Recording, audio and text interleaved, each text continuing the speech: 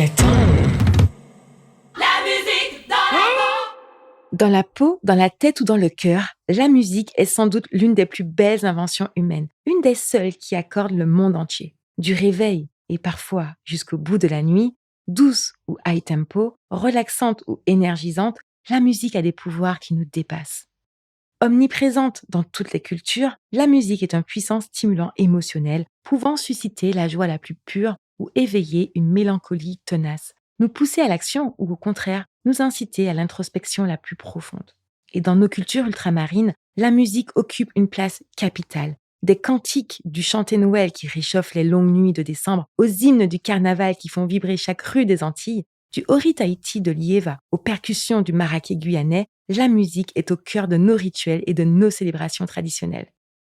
Longtemps méprisées et parfois interdites, nos musiques ont survécu, se sont nourries des migrations et des influences contemporaines pour se réinventer et devenir aujourd'hui mondialement appréciées. Et c'est fou de se dire que ces simples ondes acoustiques, ces petites vibrations qui voyagent dans l'air et atteignent notre oreille, sont captées par la cochlée, traduites en influx nerveux, décodées par le cortex auditif, mises en rythme par le cervelet, évaluées émotionnellement par le noyau accumbens et tissées à nos souvenirs par l'hippocampe en quelques millisecondes, pour que notre cerveau leur donne du sens et nous emporte dans un tourbillon de sensations. Mais si la musique agit autant sur nos émotions, pourrait-elle aussi façonner ce que nous croyons, ce que nous aimons et même qui nous sommes?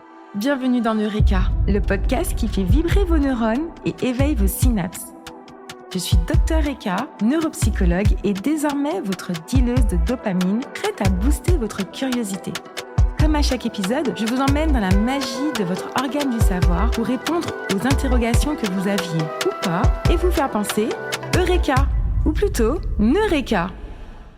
La musique dans la peau, le rythme dans les veines, le groove est dans les gènes, peu importe l'expression qu'on veut employer, une chose est sûre est que nos musiques sont vivantes, vibrantes et savent nous emporter, parfois d'une simple séquence de notes, dans une irrésistible envie de bouger. Deux suffisent, n'est-ce pas? Le pied qui bat discrètement, la mesure sous la table, la tête qui bouge au rythme des basses ou le corps qui esquisse une choré TikTok imaginaire, la musique a le don de mettre notre corps en action et cela parfois malgré nous. Si je dis DJ lance ça,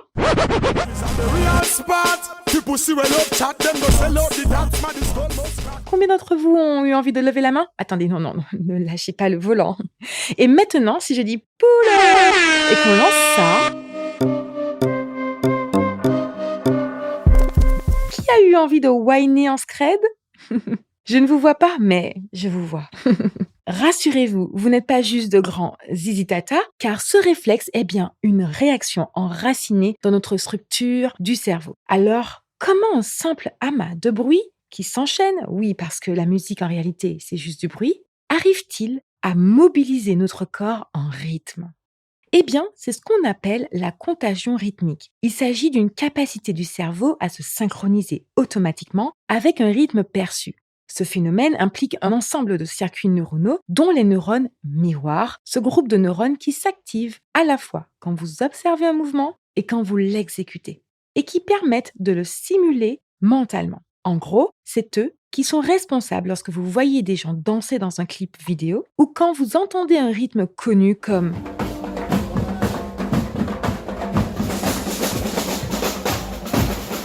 et qu'aussitôt, vous ressentez le mouvement en vous comme si vous étiez déjà en train de danser, alors qu'en réalité, vous êtes immobile. Le rythme est ainsi une expérience sensorimotrice complète lorsque vous entendez un beat, c'est-à-dire cette pulsation régulière qui est la base du rythme. Votre cerveau ne se contente pas de l'enregistrer passivement, il l'anticipe. Il prévoit les temps suivants grâce notamment à l'aire motrice supplémentaire et au cervelet, tous deux impliqués dans la coordination, le timing, la préparation du mouvement. Autrement dit, même immobile, vous êtes déjà en mouvement intérieurement. Mais ce qui est encore plus beau est que ce phénomène est en fait un des outils les plus puissants de synchronisation sociale, car le rythme n'active pas seulement l'individu, mais le collectif. Des études en hyperscanning, c'est-à-dire l'enregistrement simultané de plusieurs cerveaux, montrent que lorsqu'on partage un rythme commun, des zones cérébrales s'activent de manière coordonnée. Et c'est exactement pour ça que les carnavals, les festivals et autres concerts live ont cet effet si euphorisant de liesse collective. Parce qu'au-delà d'exciter le système moteur, la musique rythmée active aussi nos circuits sociaux et naturellement abreuve nos systèmes de récompense. Grâce à qui? Grâce à qui? Grâce à qui? Grâce à qui? Vous avez forcément la réponse. Qui, sous l'effet de la séquence temporelle hautement prédictible, ce que le cerveau adore, déjoue les attentes tout en respectant une forme de structure, déclenchant un signal de surprise maîtrisé, qui, partagé avec les autres, décuple la sensation de plaisir.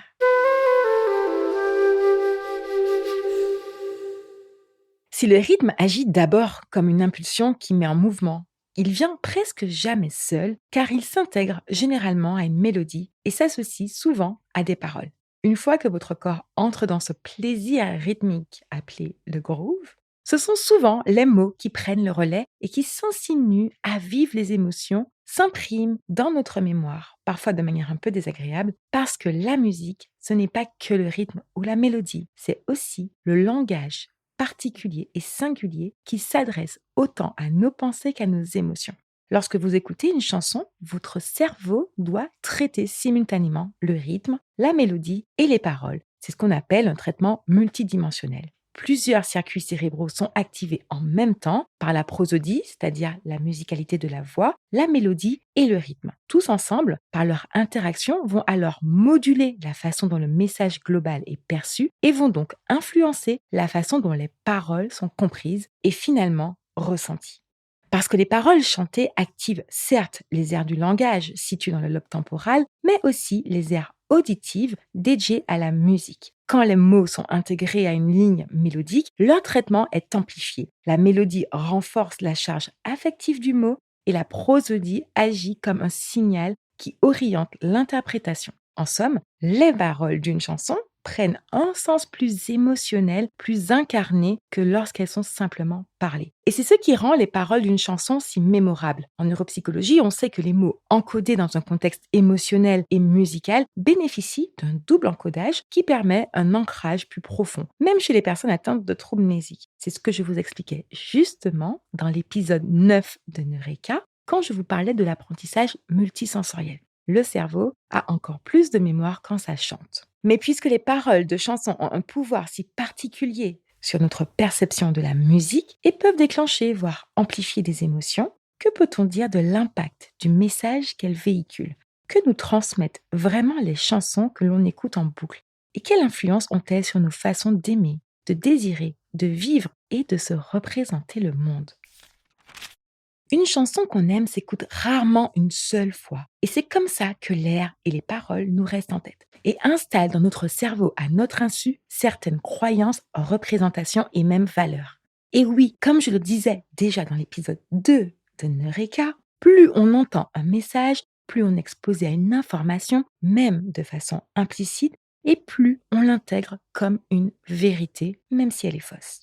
Et cela sera d'autant plus vrai si le message se fait en rime. Je promets, je ne vous trolle pas. C'est ce qu'on appelle the rhyme as reason effect, c'est-à-dire l'effet de la rime comme raison, mis en évidence par Maglone et Tawfiq Baksh en 2000.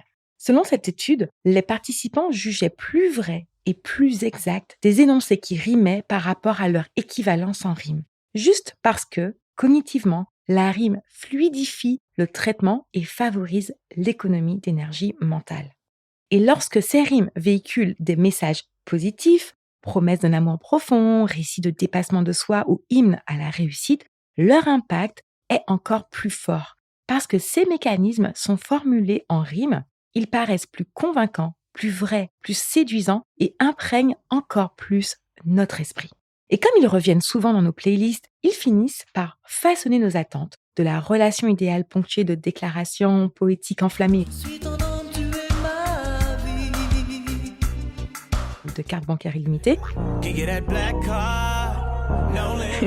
à la réussite personnelle illustrée par l'acquisition de certains biens. Toutes ces choses chantées vont s'inscrire dans notre cerveau comme des modèles de référence et façonner ainsi nos représentations mentales. Mais au-delà de cela, les paroles peuvent aussi inciter certains comportements, simplement parce qu'entendre de manière répétée certains mots ou expressions active inévitablement les concepts qui leur sont associés, ce qui augmente le fait qu'on adhère plus au message véhiculé et que sans s'en rendre compte, on prépare notre cerveau à adopter des attitudes ou conduites en cohérence avec ces mêmes idées. C'est ce qu'on appelle l'effet de priming sémantique. Par exemple, lorsqu'après avoir passé toute une soirée à entendre des sons qui prônent la fête sans limite, l'alcool à flot, comme mode de vie, on peut se laisser emporter par des excès parce que la musique nous a mis dans la vibe. Eh bien, c'est ça le priming. Une petite mise en condition où le contenu fonctionne comme un amorçage d'idées qui influence les jugements, les choix et parfois les comportements qui vont suivre, ce qui peut favoriser la prise de risque, mais aussi la violence. C'est justement ce que suggère l'étude de Craig Anderson et collaborateurs en 2003, où il a été montré que les participants ayant été exposés à une chanson violente, quel qu'en soit le genre musical, se sentaient ensuite plus hostiles comparativement à ceux qui avaient entendu une chanson similaire mais non violente. Et de manière générale, l'écoute de paroles violentes augmentait le niveau de pensée agressive chez les participants. On comprend donc mieux pourquoi certains contenus musicaux sont censés être limités d'accès aux plus jeunes, même si, dans nos cultures, ces règles sont souvent plus respectées et que des messages violents, sexistes, misogynes, homophobes circulent librement, façonnant insidieusement nos attitudes et représentations de l'autre sans que l'on s'en rende vraiment toujours compte. Et à force d'entendre certaines paroles dans sa playlist personnelle ou via des médias, les messages véhiculés finissent par devenir familiers et s'imprégner en nous. L'exposition répétée à ces messages parvient à normaliser, voire banaliser des idées ou des comportements qui, sortis du contexte musical, seraient inacceptables à dire ou à entendre, et sans même en avoir conscience, ces idées désormais ancrées en nous influenceront indirectement nos jugements et comportements parce qu'elles vont instaurer des schémas de pensée. Et c'est un peu ce qu'expliquait Robert Jason en 68 avec The Mere Exposure Effect, c'est-à-dire l'effet de simple exposition. Plus on est exposé à un stimulus, même brièvement, même implicitement, plus on finit par l'aimer, même inconsciemment. Et cette exposition répétée, qu'il s'agisse d'une mélodie, d'un tableau ou d'un visage, va finir par rendre le stimulus plus acceptable et donc plus normal. C'est exactement comme ça qu'on finit par tous chanter ou Girl, I want to make you sweat. Sweat till you can't sweat no more. And if you cry out, I'm gonna push it some more. au calme et même à tue-tête, sans sourciller. Mais si les paroles véhiculent des valeurs, c'est parce qu'elles fonctionnent comme de véritables scripts cognitifs. Elles influencent notre humeur, orientent nos pensées, modulent nos impulsions et nourrissent notre motivation. C'est pourquoi, le matin, beaucoup optent pour des titres porteurs d'optimisme qui implantent des messages de résilience et d'ambition. De même pour le sport, on va souvent opter pour des genres au tempo rapide, aux alentours de 120 à 140 BPM, beats par minute, comme dans le dancehall, la soca, le hip-hop ou encore le bouillon, qui lui va jusqu'à 160 BPM. Et ces genres ont généralement des paroles affirmatives qui parlent de puissance, de conquête, de séduction, ce qui permet, comme l'a montré l'étude de Terry et collaborateurs en 2019, d'augmenter la performance physique, retarder la fatigue et diminuer la perception de l'effort. Alors que lorsqu'on souhaite se détendre, on se tourne souvent vers des titres plus doux, comme le zouk ou le reggae, dont les paroles parlent souvent d'amour, de paix, de lâcher prise, d'introspection, qui vont détendre le système nerveux par leur tempo plus lent et leurs paroles apaisantes. Ce n'est donc pas pour rien que l'on se tourne vers telle ou telle playlist, selon le moment de la journée ou en fonction de notre état d'esprit, car en plus du rythme et de la mélodie, les paroles agissent comme de véritables amorces cognitives, orientant nos émotions telles la joie ou la mélancolie, nos impulsions comme la persévérance ou l'envie de séduire, mais aussi certains comportements comme chercher à se retrouver, à se réunir tous ensemble. Si les mots chantés ont ce pouvoir de façonner nos émotions, nos pensées et représentations, c'est surtout parce que la musique ne parle pas seulement à notre cognition. Elle entre aussi en résonance avec notre vécu, nos appartenances et notre culture. Dès l'enfance, notre cerveau est façonné par les sons qui l'entourent. Durant les toutes premières années de vie, les rythmes, les mélodies et les timbres propres à notre environnement sonore modèlent, grâce à la neuroplasticité, notre cortex auditif en développant des réseaux neuronaux spécifiquement plus efficaces, donc plus rapides, pour traiter les sons qu'il entend fréquemment. C'est donc grâce à ce processus que dès la vie in utero, on devient sensible aux sonorités de notre future langue maternelle et que plus tard, on forme une sorte d'oreille culturelle qui nous rend plus sensibles à ce qui est familier. En d'autres termes, comme l'a montré Traynor en 2005, le cerveau s'adapte aux structures musicales fréquemment entendues, ce qui explique que certaines signatures rythmiques ou harmoniques locales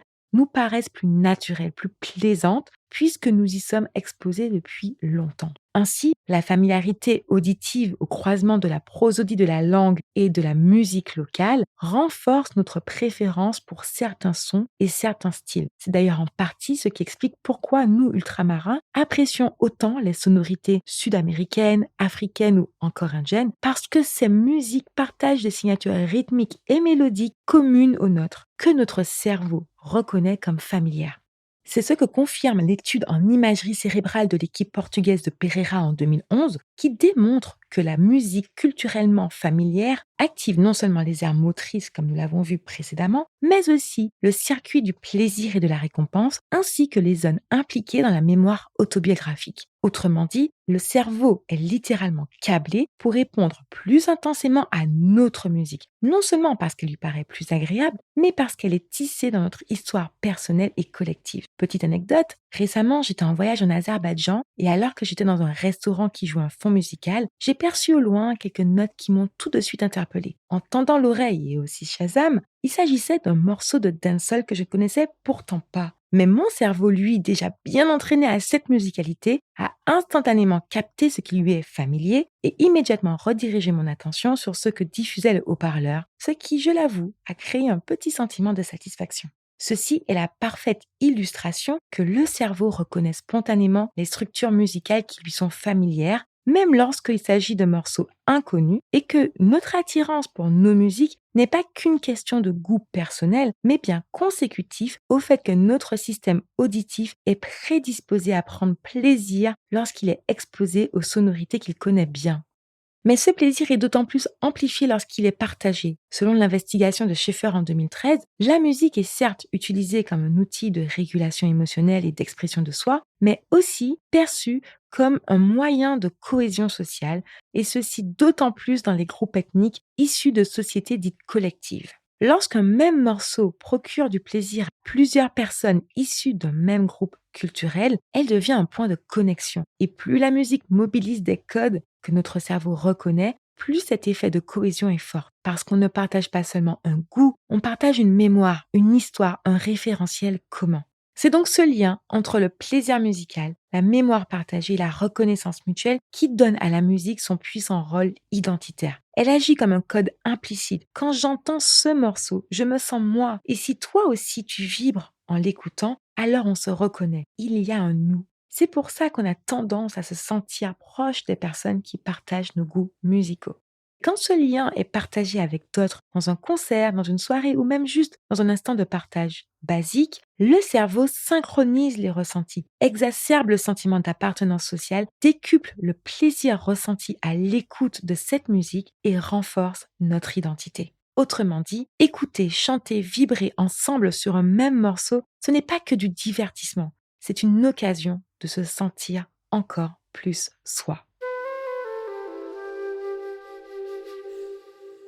La musique ne fait pas que nous faire bouger, elle nous relie, elle synchronise nos cerveaux, imprègne nos souvenirs, attise nos émotions. Et lorsqu'il s'agit de nos musiques, cette connexion devient encore plus profonde parce qu'elle parle notre langage émotionnel, parce qu'elle active nos souvenirs enfouis, parce qu'elle nous ramène à notre héritage culturel et consolide notre identité. Nos musiques ne sont pas simplement des rythmes que l'on aime, ce sont des sons codés dans notre cerveau dès l'enfance, au croisement de notre langue, de notre culture et de notre histoire. Notre préférence pour la musique de notre culture ne relève donc pas du hasard ou du goût par défaut. Ce plaisir qu'on ressent en entendant un accord de zouk, un beat de dancehall ou une mélodie de maloya est en fait le fruit d'un enchevêtrement de mécanismes neurocognitifs qui procurent du plaisir, ravivent des souvenirs personnels et renforcent notre sentiment d'appartenance. Et ce qu'on ne peut pas nier, c'est que les musiques ultramarines ne sont jamais neutres. Elles rassemblent, elles enchantent, elles revendiquent, mais conditionnent aussi notre rapport au monde. Car oui, la musique est un outil puissant de transmission de messages et de valeurs qui influence indirectement notre vision de la réalité et nos comportements, parfois pour le meilleur et parfois aussi pour le pire. La musique est finalement un fragment de nous-mêmes. Elle nous suit partout, traverse les frontières, résiste aux oublis, réconforte, fait rêver, fait sourire. Elle traverse les générations, les océans, les déracinements. Et quand tout vacille, c'est souvent à elle qu'on s'accroche, comme une encre, une boussole, une preuve que...